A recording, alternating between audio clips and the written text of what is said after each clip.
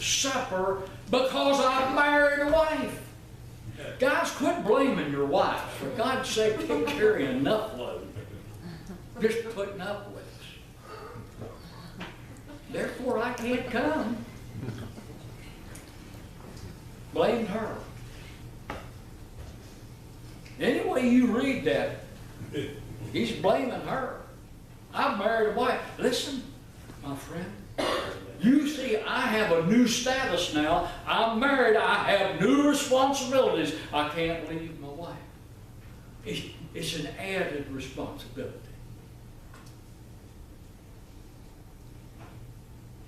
And it precludes me from coming. In other words, I can't and I won't and I'm not. Now go back to think about those two invitations. At least two of those businessmen had the courtesy to say, would you ask your master that I be what? Excused. You don't accept the first invitation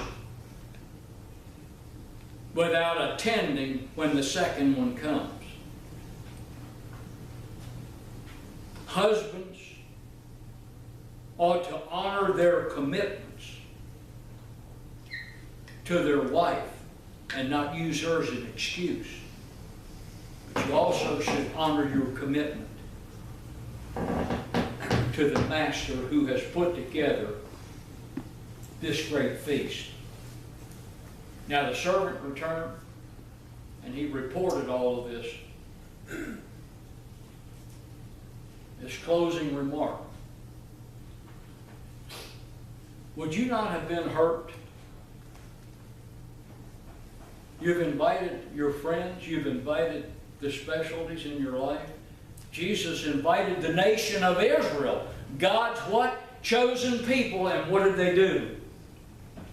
They rejected him. This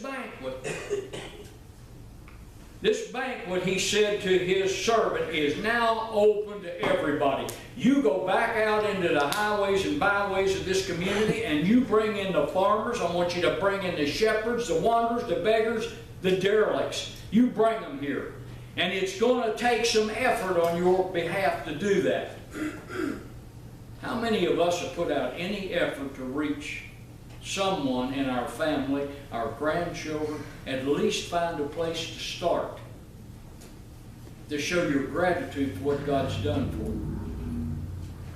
He said, you're going to have to go out there and convince these people, and then after you convince them, you're going to have to make them feel welcome. Not only that, you're going to have to escort them and compel them to come into the house of Almighty God, that this table of mine might be filled in my household. You don't use force. We can't use force.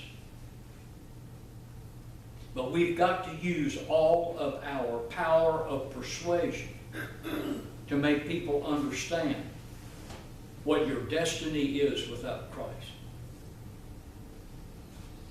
The parable ends with a somber warning. You know what somber means? If you don't find out.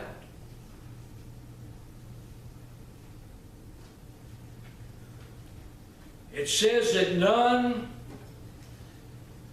of those men which were bidden or invited shall taste of my supper, Luke 14 and 24. Listen, you despise God.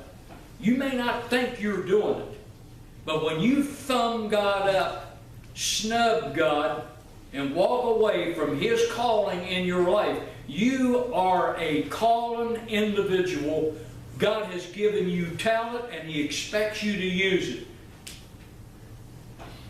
Don't throw away what God has given to you. You are handling it carelessly. Every head bowed and every eye closed. Our Father, this morning, we've got to ask ourselves here, have we spurned what God has given us and called us to do? And Father, are we now left with this solemn warning? For those of us, our Father, let us reassure ourselves, recommit ourselves. And knowing that we've been privileged to hear the offer that Christ has made and we've accepted, but there are those who have not, those who will not, because they have other priorities. Father, never should a person ever put their priorities on other matters other than Christ. Settle that one issue. Do away with the excuses, and then we can move on to glory. Father, if we do, we're going to discover, and this is the heartache, we're going to discover that one day the door of the bank was going to be closed, never to be opened again. We can keep on spurning God, putting Him off, rejecting Him until the day comes when God says, if this is what you want, so be it unto you this day. And the Spirit will withdraw from us. Let us use excuses with caution. And Father, again, we don't want to squander the invitation that's provided by Christ's death, His blood shed for the payment of my sins. Father God, He died on the cross. He made possible for me to regain what I lost in the garden. It still says, whosoever will can come. Everybody's invited to the banquet. Father, may we have sense enough to respond to both invitations. Whatever the need this morning as we sing our hymn of invitation, whatever the need, salvation by grace through faith, uniting in this church, whatever the need, Father, may we be attentive and obedient in Christ's name. Amen. Hymn number 294.